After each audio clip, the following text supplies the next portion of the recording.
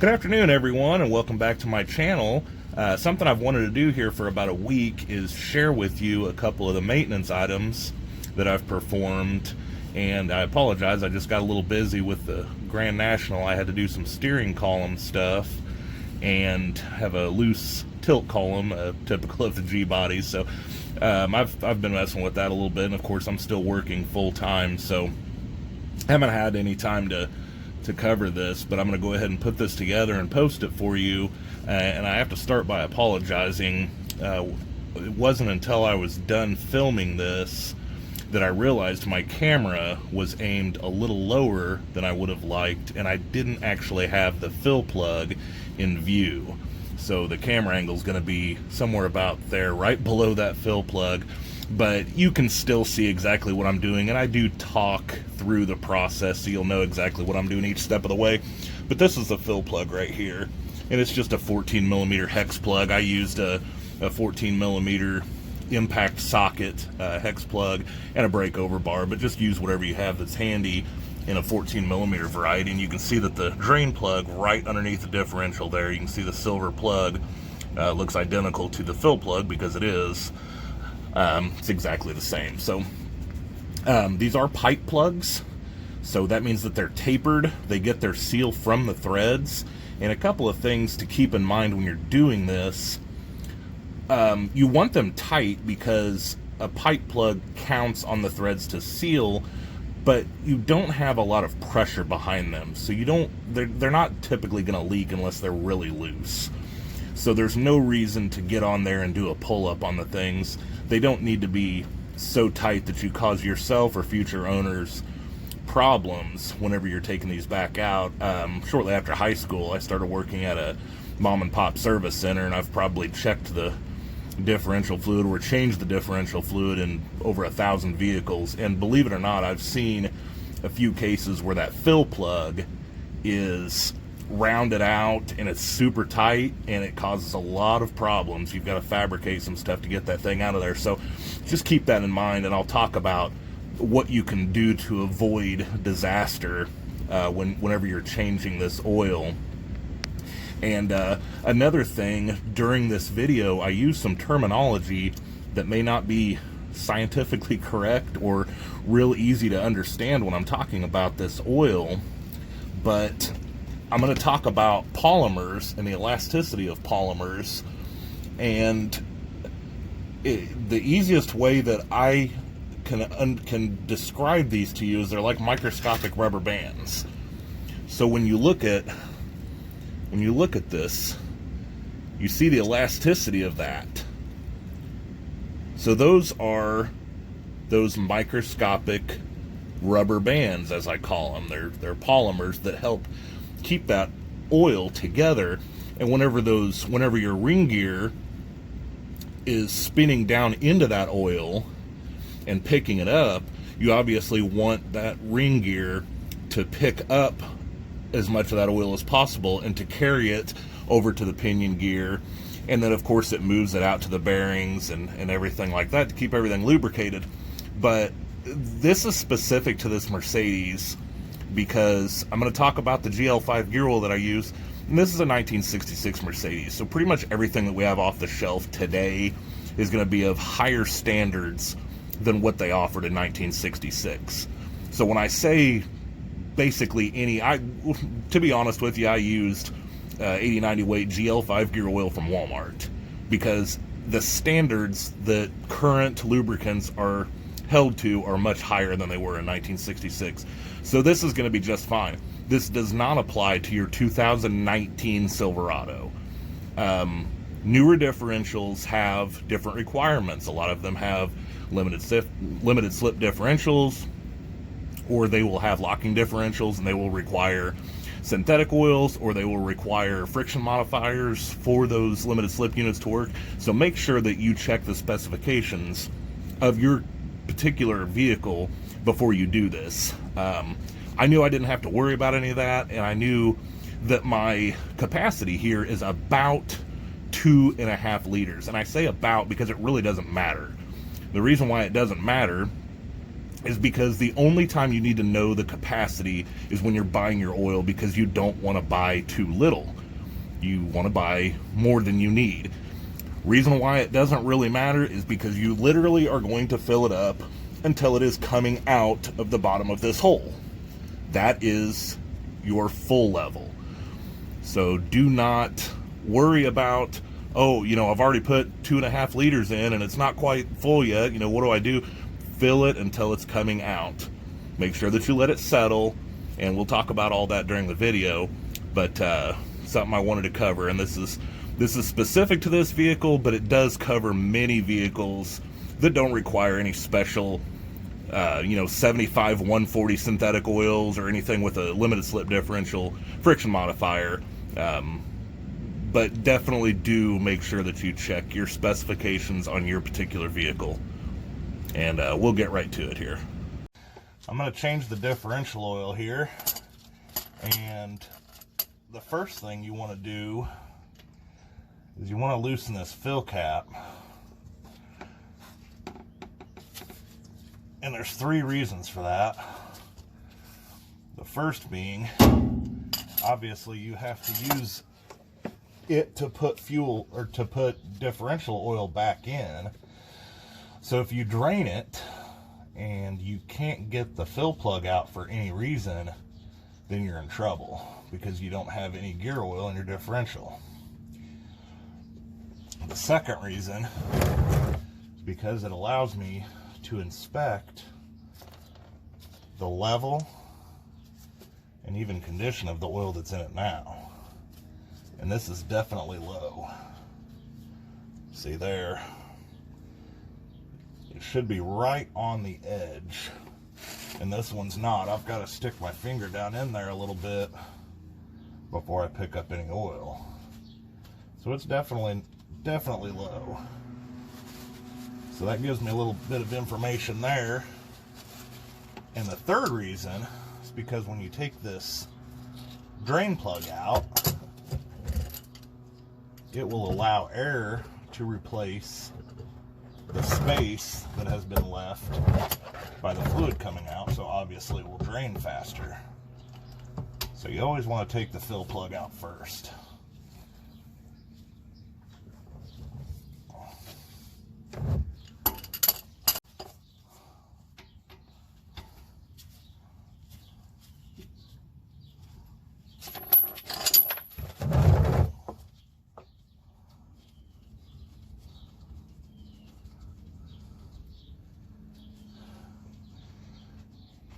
Then you want to try to get out of the way, because this stuff does not smell good. Any of you watching have changed differential oil before, you can probably smell this video. This stuff does not smell good.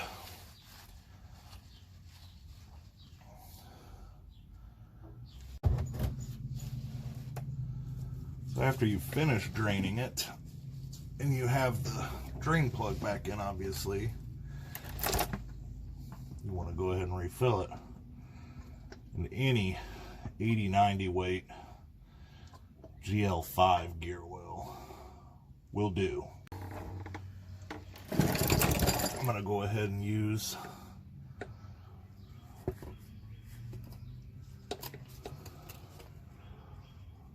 there you go, this Lucas oil stabilizer. I'm sure if you've ever been at a parts store, you've seen the little gear display that they have at the counter where they show the Lucas oil stabilizer and then a set of gears without it, and you can actually turn the crank and watch how well this stuff sticks to the gears. So it's actually an engine oil stabilizer, but that got me to thinking, maybe this stuff will work for rear axles. And if you look on their website, sure enough, you can use up to 50% Lucas oil stabilizer in your differential. So that's going to keep things as quiet as possible and it'll help those polymers in the oil, which are like rubber bands. It'll help the elasticity of those polymers, because when those polymers break, so to speak, that's when your oil is no longer sticking.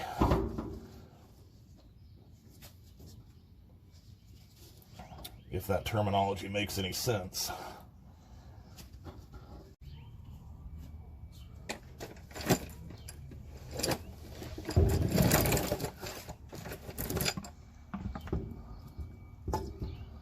Now, as you're getting toward the end of filling this, you want to check it frequently. There you go, just like that.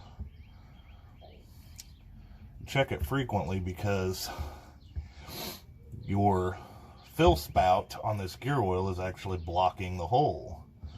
So once it fills up, it has nowhere to go, and you end up wasting a bunch of oil. Now we're going to let that settle for just a second. Then we're going to hit it one more time real quick, just to make sure.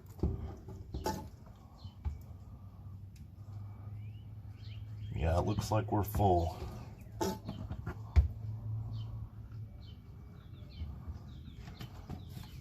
Go ahead and try this again. Trying not to get my finger on the edge here, but rather look at it inside the differential. Yeah, that looks like we're good.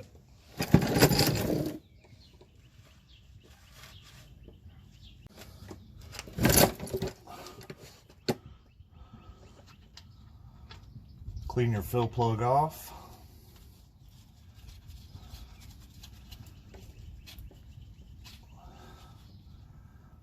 Run it back in, tighten it up, and we're all done here.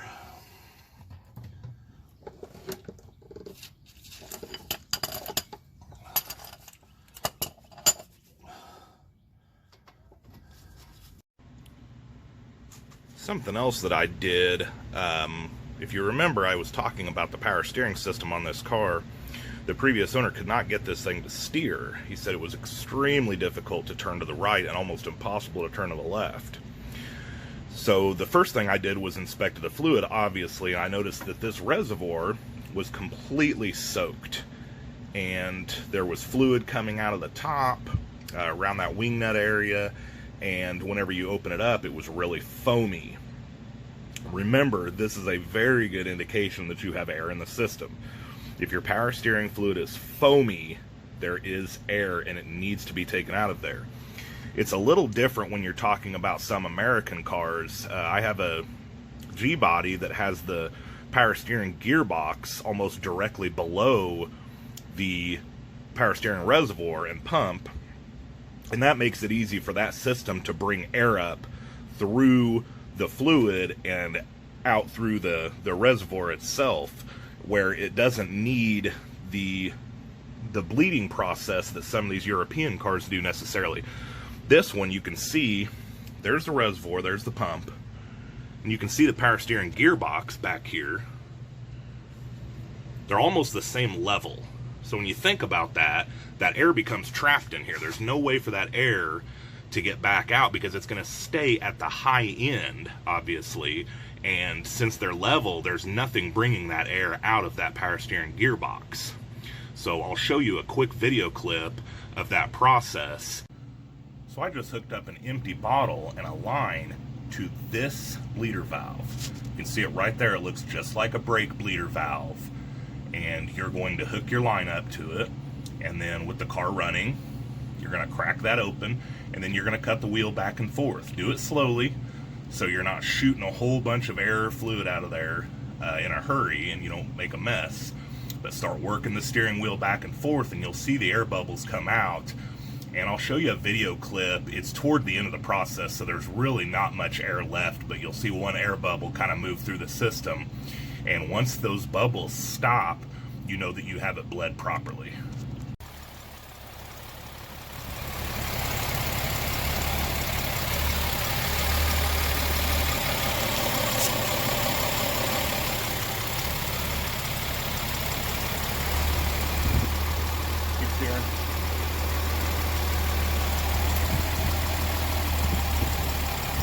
I go back the other way.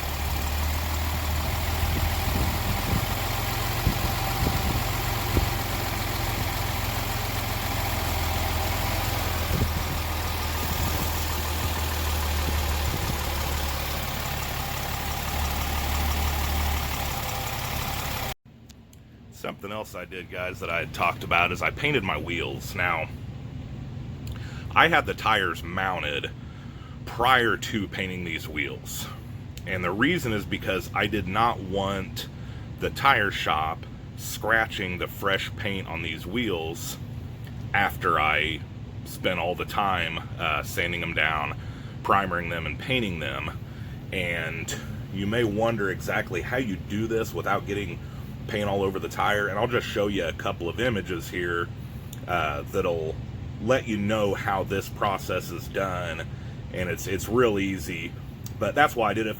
If I had them powder coated, it probably wouldn't be as much of a worry, but this single stage paint is probably not going to stick as well, so you're going to end up with the outer rim scratched, and I just didn't want to deal with that. So I waited until the new tires were on, and then I did the painting process. But you can see it's a decent match. It's hard to tell on camera how well it matches, but in person it really does match quite well.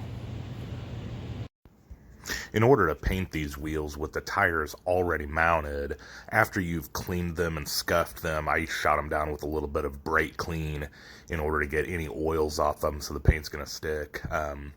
You can use note cards or any thick cardstock. My girlfriend makes cards on the side, so I actually use some of her cardstock, but you're going to place it around the outer edge of the wheel, and that'll keep you from getting overspray onto the tire itself. So I used some etching primer, a couple coats of that, and then I shot them with the single stage 542G paint code that I had mixed up at a local auto paint shop here in town. And don't mind the red around the tire. That's just residual from where I had cleaned the old paint and sprayed it down with brake clean, and a little bit of the residual ran onto the tire. But it does a good job of masking off the tire. Alright folks, that wraps up this video, and I hope you were able to take something away from this. And feel free to leave some comments and ask any questions that you'd like. But thought I would get everybody caught up to exactly what I've done so far. And obviously there's more to come. We're going to do a valve adjustment, and we're going to replace some steering components to tighten that steering up a little bit. And obviously I'll cover all that with you guys as well. But thank you so much for joining me. And until next time, thanks for watching.